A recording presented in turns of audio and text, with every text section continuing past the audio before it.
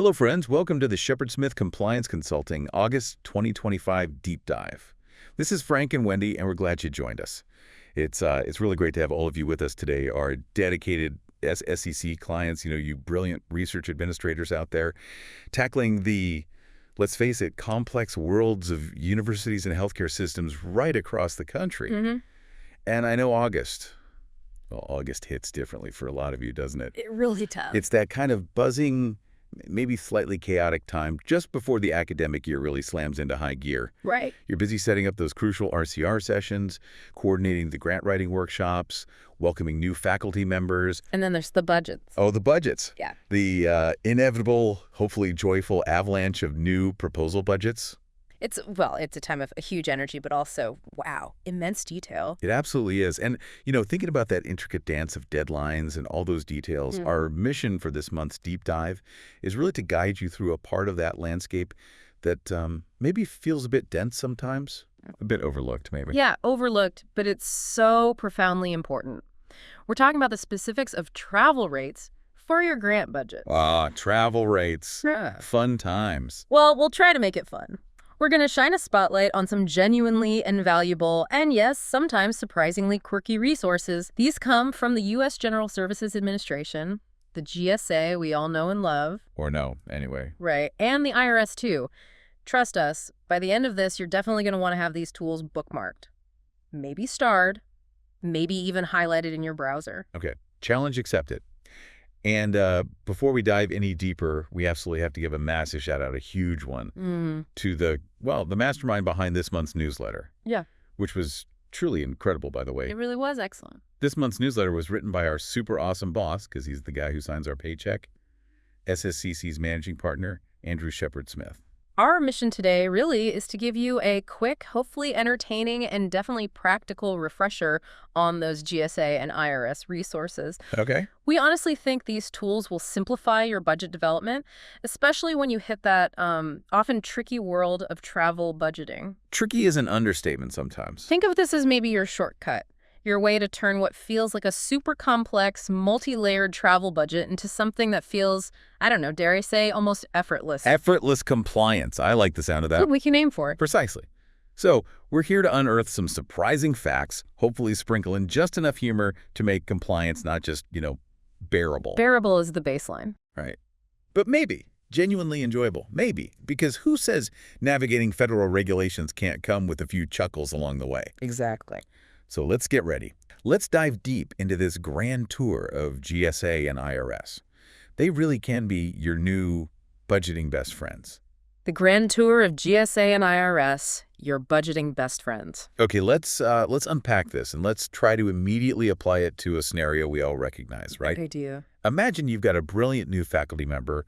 Let's call her, I don't know, Dr. Anya Sharma. Okay, Dr. Sharma. She's just landed a major multi-year federal grant. Huge project. It's ambitious global research. Nice. And her first big hurdle, designing a compliant, cost-effective travel budget for her whole team. Oh, yeah. That's a big one right off the bat. And it's complex. Multiple destinations, international legs, there's field work in remote areas, maybe even some, unusual lodging needs. All the fun stuff. Right. So today, we're going to try and equip you, our listeners, with the exact tools and insights you need to budget Dr. Sharma's trip flawlessly. Flawlessly is the goal. From the flight choices to the lodging, even those tricky international meal rates, we want to turn that potential audit headache. We all know that headache. Into a totally compliant success story. All right, let's do it. So first up, our foundational resource, the GSA, the General Services Administration. Now, if that name just makes you think of beige government buildings and endless stacks of paperwork. I mean, there is paperwork. You're not entirely wrong about the paperwork, true. But you're also missing the absolute gold mine that's inside. The GSA site is, and our newsletter puts it perfectly, an incredible source. It really is. For us, for research administrators, it's kind of like finding the master blueprint for managing federal funds. That's a good way to put it. One of the most striking things about the GSA site is just how comprehensive it is. Yeah. Well, a lot of people might think GSA is just about federal procurement, buying stuff, or managing buildings. Right. For us in research administration, it's basically the foundational library for federal financial policy. It houses everything.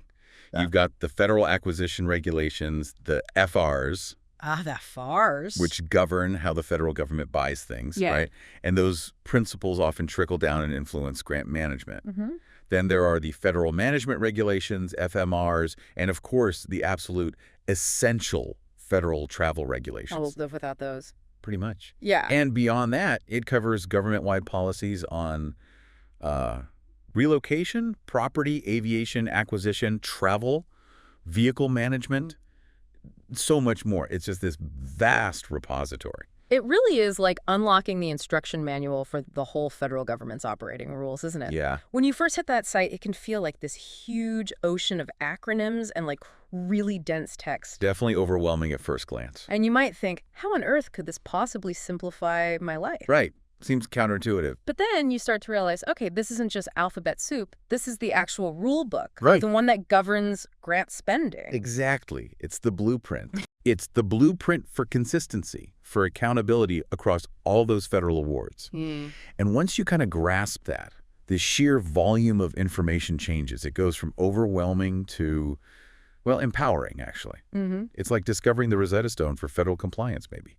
You learn how to navigate its sometimes labyrinthine structure. That's a polite word for it. And you turn this intimidating obstacle into a tool that really helps you succeed, helps you plan Dr. Sharma's complicated trip. Yeah, imagine it like maybe a meticulously organized library. It might look a bit dusty or overwhelming at first. Really dusty. But it's just waiting for a curious mind, like yours, the listeners, to explore it and unlock all those secrets for that travel plan. And stepping back for a second, thinking bigger picture. Yeah. Mastering these foundational rules from the GSA, it isn't just about compliance for compliance's sake. Right? Oh, not at all. It's much more strategic than that. It's about proactively building these really robust, defensible grant budgets. Budgets that can stand up to the toughest scrutiny. Right. Yeah. Which translates directly into fewer questions from auditors. Always a good thing. Smoother project execution for Dr. Sharma and her team, and ultimately just greater success in getting and managing those federal funds. It protects your institution, too, right, from financial disallowances. Absolutely. And maybe more subtly, it builds that reputation for just impeccable financial stewardship, which, can indirectly help with future funding. It signals low risk to the agencies. That makes sense. So this whole journey through the GSA site, it naturally leads us to what many people consider its most essential feature, its daily driver tool. The one almost everyone in our field uses. Exactly. And that daily driver feature, which I am certain many of you are already very familiar with, I would guess so. is the GSA's per diem calculator. The star of the show. It is. It's apparently so popular, our source mentioned this, that this per diem lookup page gets as many as 50,000 visitors every single day. 50,000, can you believe that? It's kind of staggering. 50,000 people every day, eagerly punching in locations to find out how much they can spend on meals and lodging. It does make you wonder, are they all just frantically planning the ultimate, most cost-effective cross-country road trip? One can dream. Yeah. Or are they, like us, meticulously building compliant grant budgets? Probably the latter, let's be honest. But the road trip image is more fun. Maybe it's a national per diem party we don't know about. Huh. Wouldn't that be something? It does make you think about the collective focus of grant administrators, though. It does, but humor aside, this isn't just some simple number lookup. It's an absolutely critical tool for building precise grant budgets. Right. It gives you that maximum daily allowance for lodging, and then for meals and incidental expenses, M&IE, based on the travel location. M&IE, another key acronym. A very key one. And failing to use this calculator, or worse, trying to sort of guess, Oh, don't guess. that can lead to significant problems. You might propose too little, right? And leave your travelers, like Dr. Sharma's team, struggling financially. Which is awful. Or you propose too much, and suddenly you're drawing that unwanted, often very uncomfortable attention from auditors. Yeah, that's a scenario you definitely want to steer clear of. Absolutely. Nobody wants to be explaining to an auditor why their budget suddenly had this weird surplus or deficit just based on a wild guess. It undermines confidence. For sure. So picturing that, like bustling digital highway, all those grant administrators heading to the same per diem lookup page, it really highlights how essential it is. It's universal utility. It's necessity. It's like the constant, reliable North Star in the sometimes stormy seas of grant budgeting. That's a nice way to put it. It keeps Dr. Sharma's team on track, and it keeps your institution compliant. And a key insight here, I think, is how this tool directly impacts real-world budget accuracy, but also institutional equity, right? That's a great point. Equity. By consistently using the official GSA per diem rates, you're not just ensuring strict compliance. Which is table stakes. Right. You're also creating a fair and equitable system for all your travelers. It removes ambiguity. It gives you a clear, defensible framework. And it streamlines the budgeting process for everyone involved, the admin staff building the budgets, and the faculty who are actually doing the traveling. It's just foundational. Good financial stewardship. Exactly. Okay, so we've covered the what and the why of the GSA site generally, and the per diem calculator specifically. Now let's drill down a bit. Let's get into the nitty-gritty of decoding these travel rates. The nuances. Because it's not just one single number, is it? There are these crucial nuances that can either make your budget totally compliant or they can, trigger an auditor's red flag. A dreaded red flag. So let's think back to Dr. Sharma's trip again. She's starting her journey in the continental United States, or Kano. Kanos. Standard stuff for most people. This is probably what most of you deal with day to day. But here's the crucial detail, and it's one that often trips people up, especially early on. Meals and incidental expenses, M&IE, are reduced on the first and last day of travel. Yes, the 75% rule, usually. Right. It's not the full rate you get for a full travel day. Yeah. So if a full day's M&IE is, let's say, $59. Just picking a number. Yeah. On the arrival and departure days, it's typically 75% of that amount. Missing that small calculation, especially across multiple travelers on a complex trip like Dr. Sharma's, it adds up fast. It can quickly lead to these cumulative audit findings, even if each instance seems minor on its own. That's a really, really common area for small errors that just compound. It happens all the time. Why do they do that, though? Reduce it. Well, the thinking behind it, that reduction in M&IE, it might seem a bit arbitrary at first. Yeah. But it's basically rooted in the assumption that on those partial travel days, travelers aren't actually incurring a full day's worth of meal expenses. Okay, that makes sense. Like maybe you had breakfast at home before you left. Exactly. Or you get home in time for dinner. From my experience, the most common mistake institutions make is either applying the full daily rate across the board, just uniformly. Easier, but wrong. Or just not having clear system rules, maybe in their travel software or templates, that automatically adjust for those partial days. Right. So the best practice, proactively build that adjustment into your internal processes or into your budget templates from the get-go. It avoids those small but consistent overestimations. It's a detail, but it speaks volumes, doesn't it? About an institution's attention to that really granular level of compliance. It really does. Okay, so from Kanis, Dr. Sharma's research takes her team beyond the contiguous 48 states. They're heading to Alaska, maybe Hawaii, U.S. territories, possessions, what we call Kanis rates. Kanis, Yeah. outside the continental U.S. And these rates are distinct.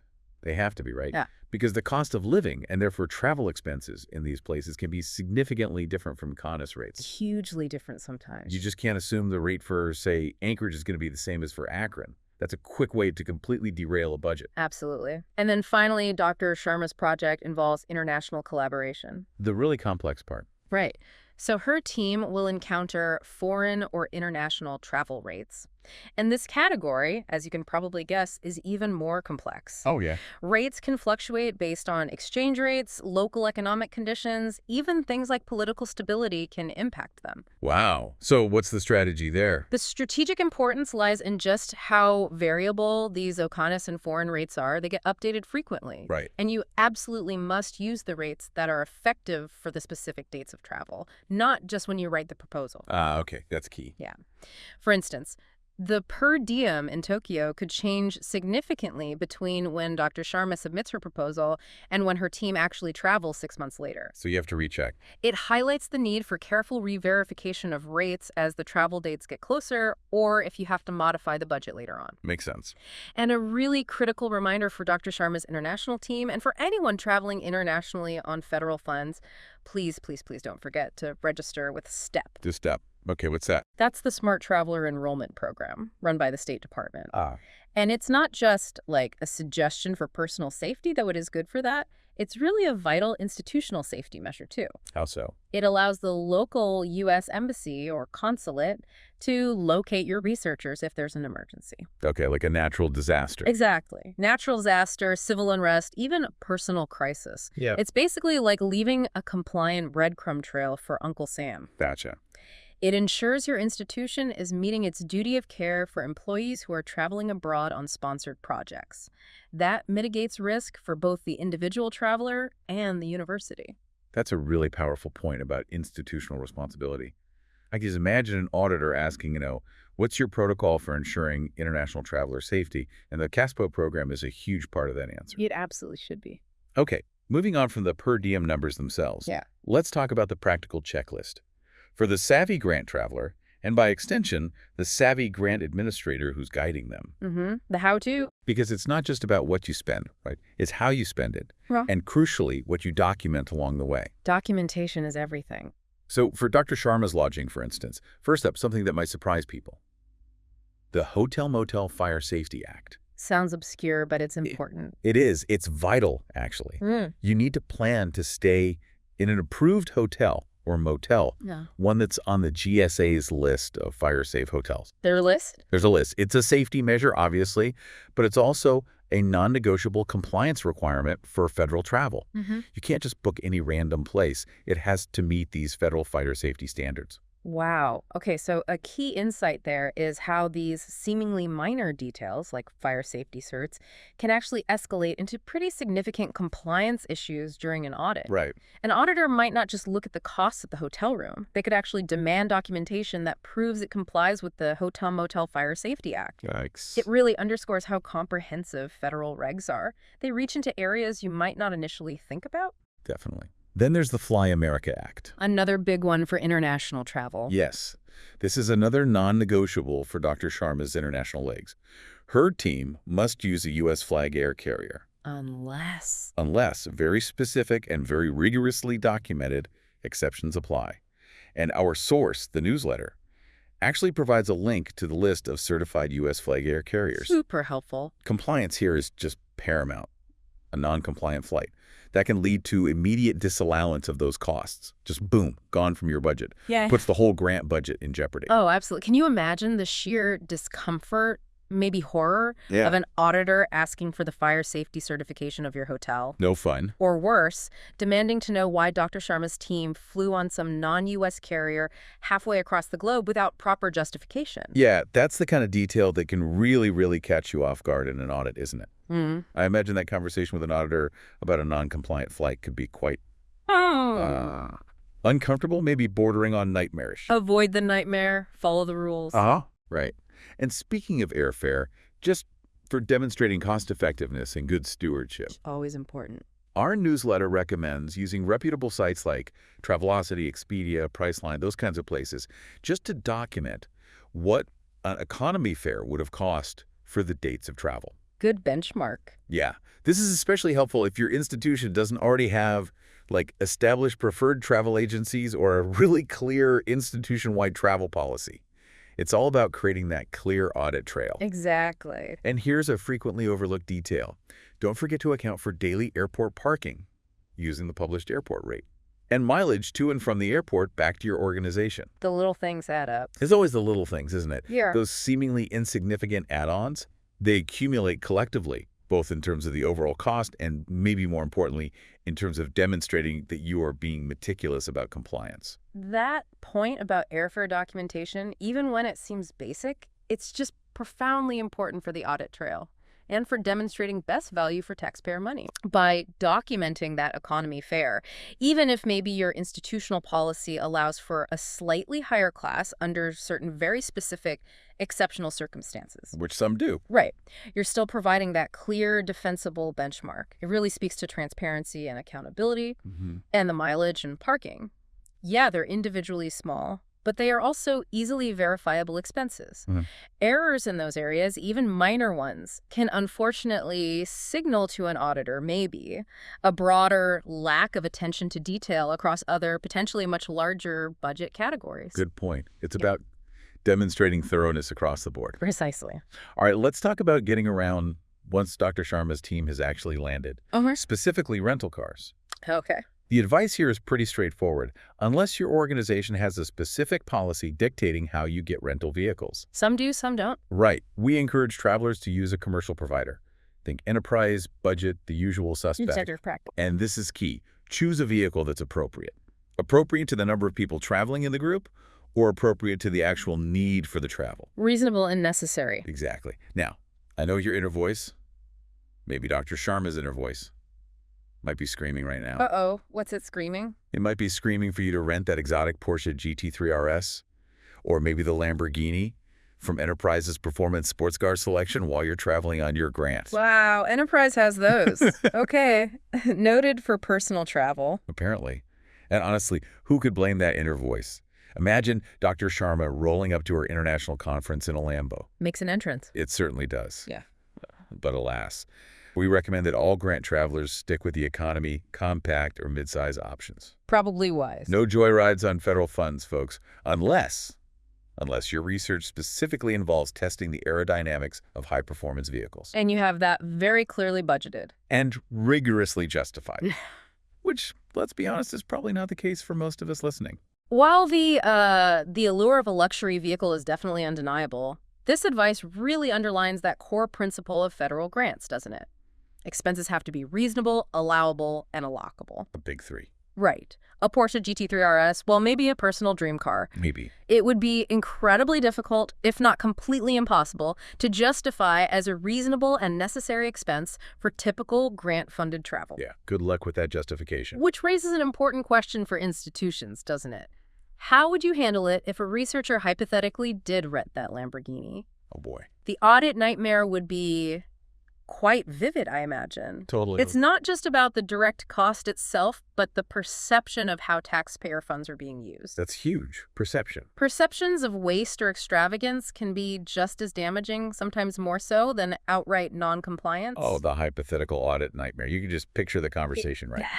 So, Dr. Sharma, about this line item here for transportation excellence and its unexpected horsepower rating. It's such a fine line sometimes between cost-effectiveness and potential compliance issues, or even just that perception of personal gain. It really is. And speaking of fine lines, let's move to non-conventional lodging, things like Vrbo, Airbnb. Ah, yes. Increasingly common question. Right. Dr. Sharma might consider these maybe for a longer field study component or somewhere remote.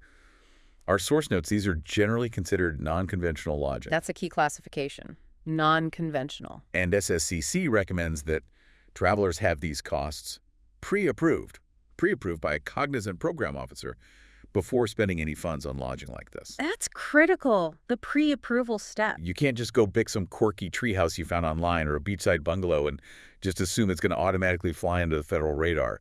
That pre-approval mechanism is your safety net. It really is. And one of the most striking things here is that careful balance, isn't it, between the potential flexibility and the really crucial caveats that come with non-conventional lodging.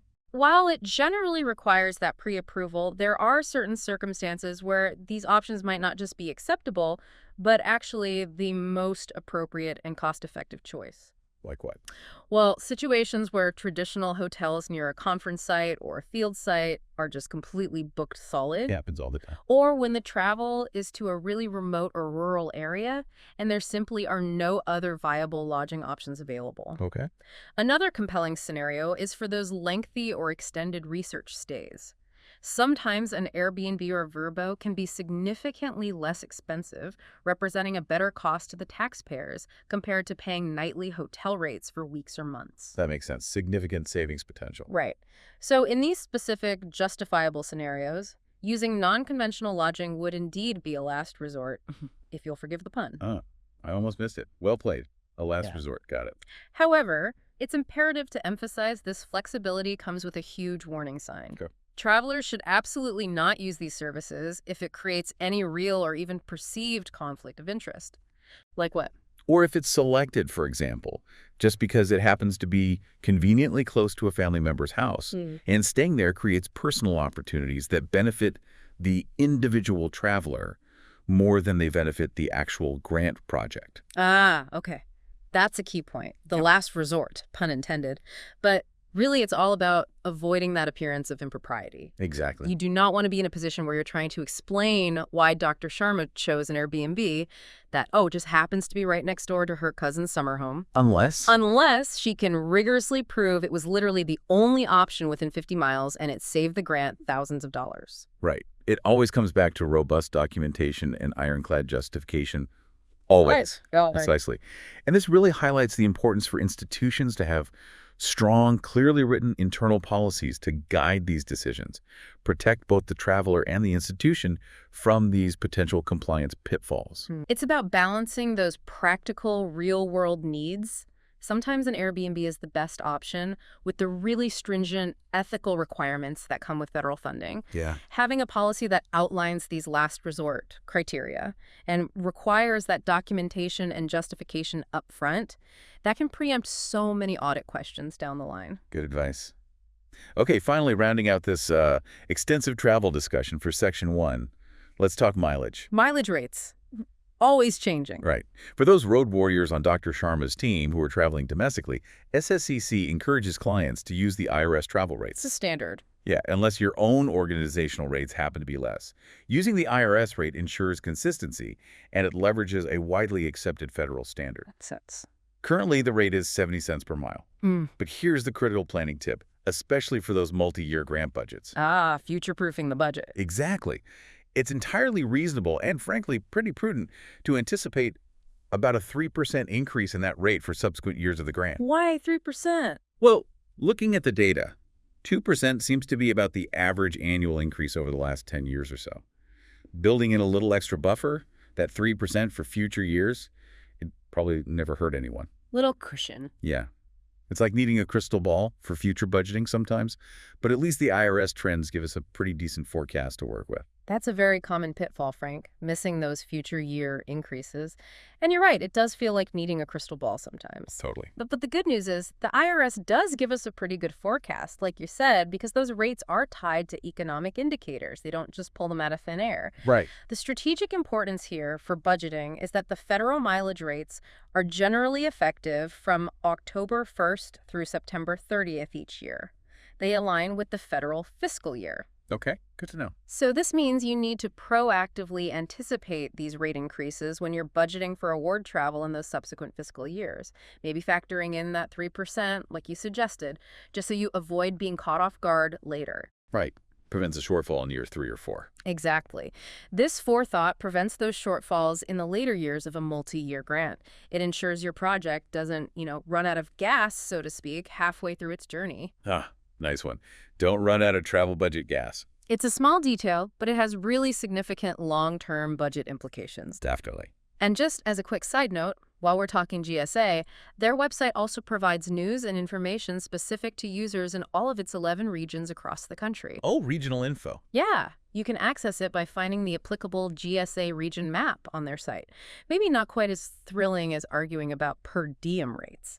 Hard to beat that excitement. But it's another potentially useful resource hiding in their vast digital library, especially if you need more localized GSA information. Grant and Research Administration news, the nitty-gritty nuggets. All right, so we've just mapped out all the twists and turns of travel budgeting using Dr. Sharma's hypothetical globe-trotting team as our guide. Covered a lot of ground there. We did. Now, while those per diem rates and mileage calculations are sort of our daily bread and butter, the bigger landscape of grant administration is constantly shifting, isn't it? Always something new. Always. It never stands still. So let's pivot a little. Let's get into some of the latest developments and those nitty-gritty nuggets that you, our listeners, need to know about. Okay, the update section. Let's do it. First up, for those of you who are deeply involved with Health Resources and Services Administration grants, HRSA grants. Listen up.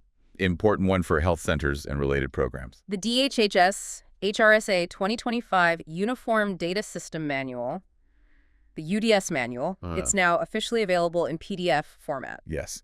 This is a really significant release for anyone involved in HRSA reporting. The UDS manual, it isn't just some basic guide. No, it provides incredibly detailed reporting instructions, and it includes example data tables, which are super helpful. Examples are always good. They really are.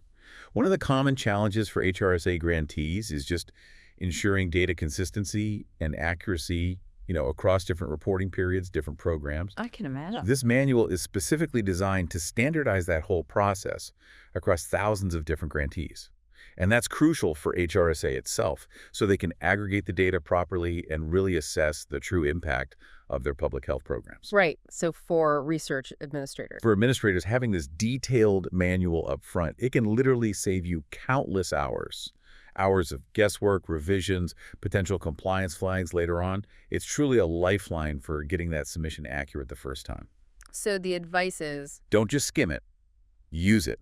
Keep it handy. Make it your go-to reference for anything UDS related. got it. Okay, next nugget. For those of you who are deep in the weeds of federal contracting and acquisitions, get ready for some dramatic flair. Ooh, dramatic flair in federal contracting. Intriguing. The FAR Part 6 Practitioner album is here. The practitioner album. Okay. And this isn't just an addition to their toolkit. The source calls it the latest addition to the growing suite of tools supporting the revolutionary RR overhaul RFO. Revolutionary R overhaul. RFO. Wow. I know. Revolutionary might sound like maybe a little bit of hyperbole for a regulation update. Just a tag. I'm certainly not picturing like fireworks going off over the Federal Register building or anything. Probably not. But for those folks navigating the complex world of federal contracting, this apparently signifies a streamlined guide on how federal agencies ensure competition when they award contracts. Competition is the key word here. That's right. And while, maybe we don't get parades for regulation updates, Shame. a revolutionary R overhaul, as they call it, it can actually feel like a pretty significant shift for the practitioners who live and breathe this stuff. FAR Part 6, specifically, is all about those competition requirements. This practitioner album they've released, it's essentially a collection of tools, templates, guidance documents, all designed to help the acquisition professionals implement these competitive principles more effectively. Okay, but how does that affect our listeners, the research administrators? It sounds very contract-focused. That's a fair question. It affects them because those competitive principles often shape the entire federal funding landscape, even beyond direct contracts. How so? Understanding how the government wants to see competition demonstrated for resources, that can subtly influence how you position your grant proposals. It might help you make them stand out, especially when you can clearly demonstrate value, transparency, and a fair process in how you plan to use the funds or manage the project. It speaks to that broader push we're seeing for efficiency and getting the best value in all federal spending. Gotcha. Yeah. So even if it's not directly applicable, understanding the mindset behind it is useful. Exactly. Knowledge is power, even if that power comes from a document with a slightly dry title like FAR Part 6 Practitioner Album. Indeed. Okay, speaking of ongoing developments and things that keep us on our toes, what's the latest on Title II CFR 200, the uniform guidance? I know many of our listeners are practically on pins and needles waiting for updates on that one. Oh, yes. The big one. Well, the short answer is still waiting. Still. While Title II CFR 200 has not yet undergone its highly anticipated revisions, we are still expecting those changes to arrive sometime this summer or maybe into the fall. Ugh. This waiting game. It can be particularly frustrating, can't it, for administrators who are just trying to get their internal policies and procedures updated to align with whatever the new federal requirements will be. It really can. The delay, while you can understand it, given how complex and sweeping an overhaul like this is, it definitely keeps everyone in this state of, prepared anticipation. Holding pattern. Yeah. So what this means for you, our listeners, is basically keep actively monitoring those official communications from OMB and the federal agencies. Stay vigilant. And maybe have a plan ready, a plan for how you're going to quickly disseminate and implement these changes within your institution once they finally drop. Because when they do, you'll want to move fast. Good advice. Prepare for the drop. Oh, the waiting game for CFR 200. It really is like waiting for a highly anticipated album release, isn't it? But instead of new music, it's, new regulations. Hopefully the new version drops a good beat for compliance. One can hope. Okay, so while we wait for that, what's the scoop on those Department of Education grant programs, the ones that have been kind of in limbo? Yeah, unfortunately, several of those Department of Education grant programs are still on hold. Which ones specifically? Specifically, we're talking about Title IC, Title IIA, Title IIIA, Title IVA, and Title IVB. They remain on hold for now. And that obviously has a big impact, right, on institutions that rely on those funding streams. Oh, absolutely. A significant impact. These programs often support really foundational areas, things like rural education initiatives, teacher professional development, English language acquisition programs, student support services, after-school programs. Critical stuff. Very critical. So any prolonged halt in funding creates major challenges for universities and school districts trying to plan for the upcoming academic year. It forces them to scramble to find alternative funding or maybe delay crucial programming. It's just a significant source of uncertainty for many of our clients right now. Wow, that's certainly tough news for a lot of folks, I'm sure. It just creates so much uncertainty when those critical funding streams get paused, makes long-term planning incredibly difficult. It really does. And finally, one more update in this section. For those institutions that are impacted by Section 503 and VEVRAA. Okay, remind us what those are. Right. Those relate to the affirmative action obligations for federal contractors concerning individuals with disabilities, that's Section 503, and protected veterans, that's VEVRAA. Got it. Affirmative action for disabilities and veterans for federal contractors. What's the news? There's an important development. The Department of Labor, the DOL, has issued something called Order 08-2025. Okay. And this order officially lifts the abeyance, which is basically a fancy word for a pause on the Office of Federal Contract Compliance Programs, OFCCPs, processing of the Section 503 and VEVRAA components of any open compliance reviews or complaint investigations. Ooh, okay. So translate that. What does it mean practically for our listeners? Practically, it means if your institution had any compliance reviews related to these sections put on hold, the OFCCP can now resume processing them. They're back in action on those fronts. Ah, things are moving again. Exactly. It signals a renewed focus from the DOL on these important areas of non-discrimination and affirmative action in federal contracting. So it's a critical development for ensuring your institution's ongoing compliance and for addressing any outstanding issues you might have had in those areas. Basically, it's a clear signal to be audit ready. Wow. That's a really significant piece of news for maybe a specific segment of our audience, but it really highlights the sheer breadth of compliance issues research administrators need to stay aware of, doesn't it? Even things that seem maybe a step removed from direct grant management. Absolutely.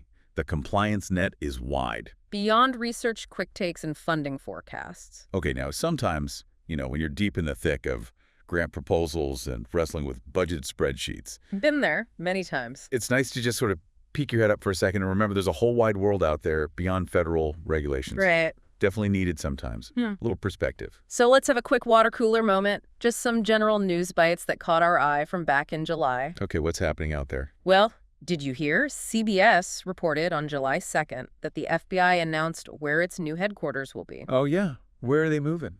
They're setting up shop at the Ronald Reagan Building Complex in Washington, D.C. Wow, that's a big move. Yeah. I guess they needed a bit more elbow room for all those, FBI things they do. Moving a whole government agency like that is no small feat. It's certainly a massive logistical undertaking for a major federal agency, consolidating operations in such a prominent spot. Interesting. Yeah.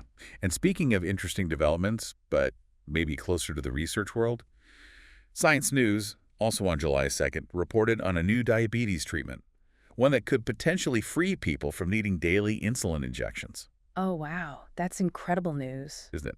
That's truly a remarkable potential scientific advancement. It kind of makes you pause, doesn't it? Makes you think about the profound human impact of the research that you all, our listeners, facilitate every single day. It really does. While you're maybe knee-deep in those per diem rates and compliance checklists, Yeah. someone, somewhere, funded by grants, maybe even a grant you helped manage, is making breakthroughs like that. Breakthroughs that genuinely change lives. It definitely puts our compliance work into perspective, doesn't it? It's all part of enabling that incredible discovery. Absolutely. Just imagine the potential impact on millions of people's lives. Yeah, amazing. Amazing. And then for our inner Indiana Jones, maybe, or just those with a love for historical mysteries. Always interested. Archaeology magazine, this was back on June 3rd, they unveiled news of a 3,000-year-old Maya urban center that's been identified down in Guatemala. 3,000 years old. Wow. Right? Just puts things into perspective, doesn't it? While we're here debating the finer points of M&IE reductions. Important debates, but still. Right. Ancient civilizations are being rediscovered. revealing their secrets. It's just a good reminder that the world keeps spinning. It's full of fascinating discoveries, both old and new, even while we're deep in the grant trenches. It certainly does. It emphasizes that vast breadth of human endeavor, doesn't it? And the endless possibilities for discovery, ancient and modern. Totally. But to bring us gently back to opportunities a little closer to home for our listener, Okay, back to reality. let's turn our attention to some upcoming funding opportunities. Because this is where you can truly leverage all that meticulous budgeting knowledge we've been talking about. Put it into practice. Exactly. These are the chances to fund the next breakthroughs. Yes. Get those proposals ready, people. For August, we've got some fantastic opportunities lined up. First, for those focused on preserving our past. Connecting back to that archaeology news. Right. There's the FY 2025 Historic Preservation Fund Annual State Historic Preservation Office Grants. That's from the Department of the Interior National Park Service. Deadline is August 29th. Those grants are critical for protecting and preserving our nation's historic and archaeological sites. They support state and local efforts. Yeah, a vital program for states, helping protect historical and cultural resources, often supporting local communities too, and just fostering a deeper understanding of our shared heritage. Definitely. Then for our social science and humanities researchers, the National Science Foundation, NSF, has a couple of interesting opportunities this month. Okay, NSF. First is NSF 22629. That's the Science and Technology Studies Program, STS, due August 3rd. What does that cover? It supports research looking at the social dimensions of science and technology, so how scientific knowledge gets produced, how it's distributed, how it's used in society. Really fascinating area. Cool. And the other NSF one? Also from NSF, we have NSF 23601. This is the Research Experiences for Undergraduates program, the REU program. REUs, love those. E2. The deadline is August 20th. And it's such a fantastic program, isn't it? Getting undergrads involved directly in real hands-on research early in their academic journey. It's so foundational. Building that next generation of scientists and scholars, it often sparks these lifelong passions for research. Absolutely. It's absolutely foundational to developing a really robust research pipeline and ensuring we have a diverse talent pool coming up. Definitely. Any other NSF? One more from NSF. NSF 25507, this is the Human Environment and Geographical Sciences Program, or HES. That one's due August 1st, so coming up quickly. HES, okay, what's that focus on? It supports interdisciplinary research that addresses those complex interactions between human activity and the natural environment. So things like climate change impact. Exactly. Climate change, urban development, resource management, really crucial work for understanding our planet right now. Absolutely. Okay, what else is out there in August? Moving beyond NSF for broader projects, maybe focusing on those big questions. We have the John Templeton Foundation grants. Templeton, right. Their deadline is August 15th. They fund a really wide array of research, everything from physics and cosmology to philosophy and theology, often exploring those really fundamental questions about human purpose and ultimate reality. Big thinking grants. Very big thinking. And finally, for our humanities colleagues, that are the Public Humanities Projects grants from the National Endowment for the Humanities, the NEH. NEH. Good stuff. The deadline for those is August 13th. That's just a wonderful opportunity to engage the public directly with scholarly work, making humanities accessible, relevant to broader audiences. Think exhibitions, documentaries, educational programs. Connecting scholarship to the community. Love it. These opportunities, they really highlight the diverse range of fields and research areas that are currently seeking funding, don't they? They really do. And it just underscores the vital role that you, our listeners, play in connecting those brilliant ideas from your faculty with the necessary resources to make them happen. Absolutely. So we highly encourage all our listeners to check these out. They represent significant potential for advancing knowledge and securing those vital resources for your institutions. Yeah, it's genuinely exciting to just imagine the potential research these grants could end up funding, isn't it? And the profound impact it could have down the line. Marking your calendars fun, festivities, and our getaway. Okay, we have covered the serious stuff. We've gone from per diem rates all the way to pending regulations. And revolutionary FAR overhauls. And revolutionary FAR overhauls, indeed. Now, let's talk about some fun, because honestly, what's life without a little celebration mixed in? Agreed. Need the balance. We always love closing out our deep dives by giving you some fun dates and events for your calendar. And we genuinely hope you enjoy observing some of them. And let me tell you, the entire month of August is practically a party waiting to happen. Oh, yeah. What's August celebrating? Get this, It's National Sandwich Month. An entire month dedicated to sandwiches. I approve. Right. And seriously, who doesn't love a good sandwich? From a simple PB&J right up to a complex mile-high Reuben, they truly are a culinary marvel. Agreed. What else? Okay, August is also American Adventures Month. Ooh, I like the sound of that. American Artist Appreciation Month, Family Fun Month, Motorsports Awareness Month. Okay, quite a mix. National Wellness Month, always important, and Black Business Month. So just tons of reasons to celebrate something this month. And an adventure. Sign me up.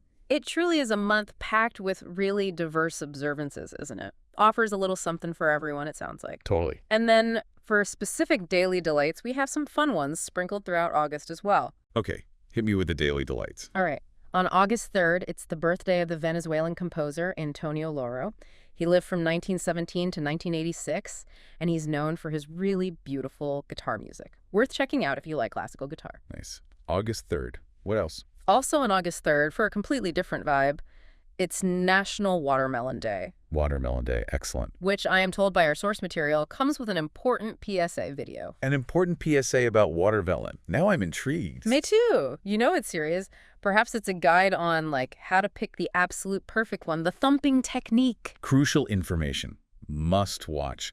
The secrets of watermelon finally revealed. And just one day later, August 4th, we celebrate National Chocolate Chip Cookie Day. Ah, a classic. I think that one pretty much speaks for itself. Yeah. No explanation needed, no PSA video required. Sure. Just pure, unadulterated deliciousness. Indeed, just requires cookies. And for those who enjoy looking up at the night sky, Ooh, astronomy time. mark your calendars for August 12th to 13th. That's the peak of the Perseids meteor shower. The Perseids.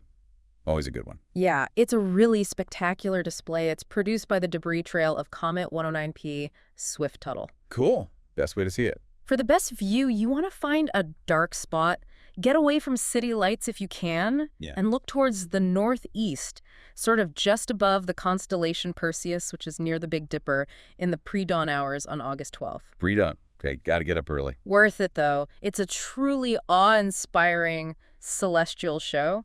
Just a beautiful moment of cosmic connection that kind of reminds us of the vastness out there beyond our spreadsheets. How cool is that? A little bit of cosmic wonder right there amidst the grant deadlines. Love it. Okay, what else? And then for those of us who appreciate a good chuckle, Always. August 16th is National Tell-A-Joke Day. Excellent. An official day for jokes. So in honor of that, and, hopefully to bring a little smile to your busy day out there, here's one for all you research administrators. Why did the grant administrator break up with the auditor? Ooh, this should be good. Okay, why did the grant administrator break up with the auditor? Because they just couldn't agree on the allowable expenses for their relationship. Oh, that's pretty good. Very relatable for our field, I suspect. Nice one. Thank you. I'll be here all month. Or at least until the next deep dive.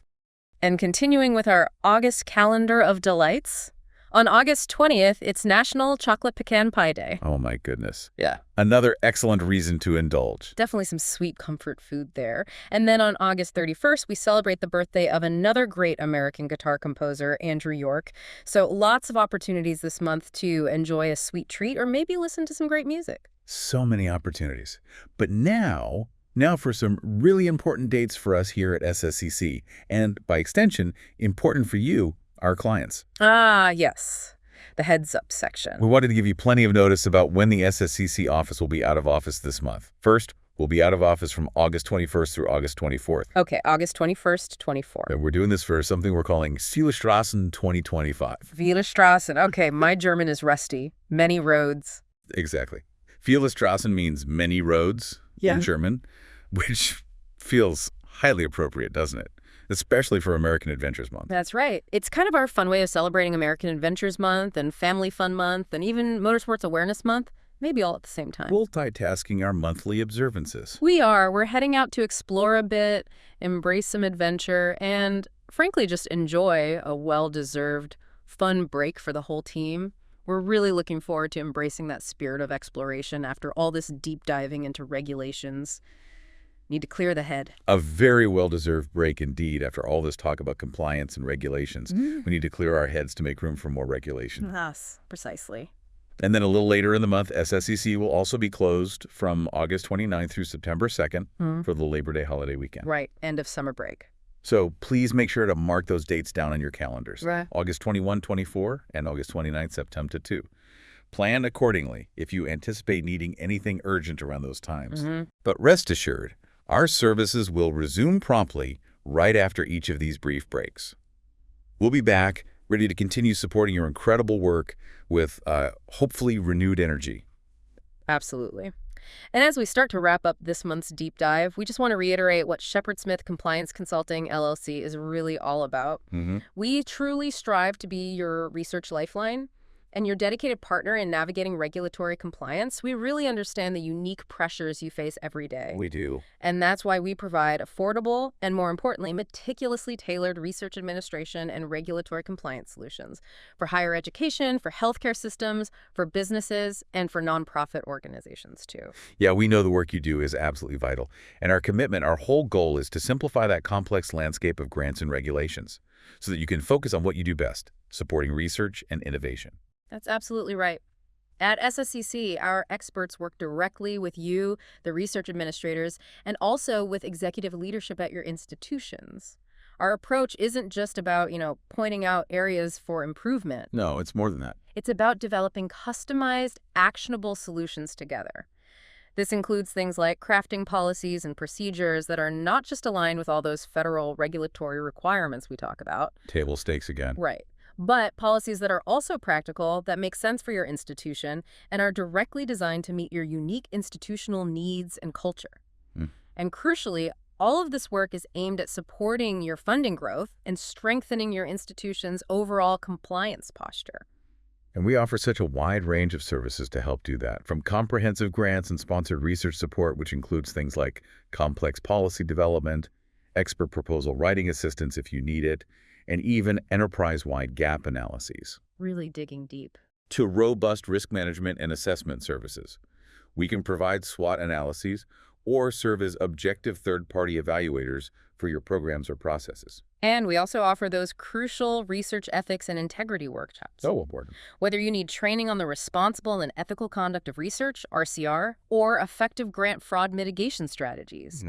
Maybe help navigating difficult research misconduct investigations, understanding conflicts of interest, protecting against intellectual property theft, or adhering to those complex export control regulations. That's a long list. It is, but SSCC can deliver meaningful, engaging training sessions, either virtual or in person, on all these critical topics. Our ultimate goal really is to help transform your research enterprise, help you engage new funding agencies with confidence, and just strengthen your overall compliance posture, turning potential liabilities into clear institutional strengths. So why choose SSCC?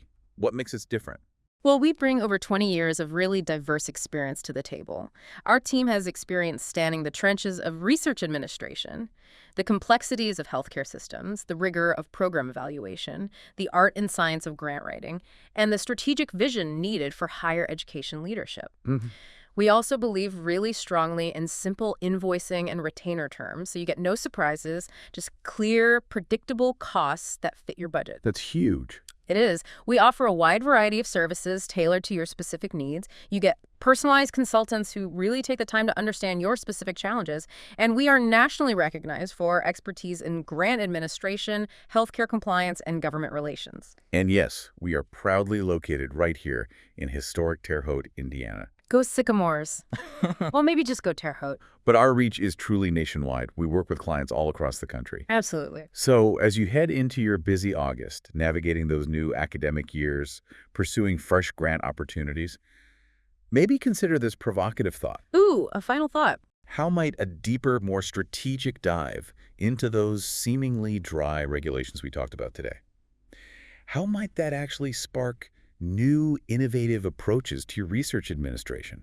How could it transform compliance from feeling like just a burdensome obligation into a genuine competitive advantage for your institution? That's a great question. It's not just about following the rules. No, it's about mastering them, using them to excel. A provocative thought indeed. And if you are looking for customized solutions to help your institution not just remain compliant, but also concurrently support strategic growth and new research initiatives, We're here to help. we encourage you to reach out. Call us today at 931-444-0632.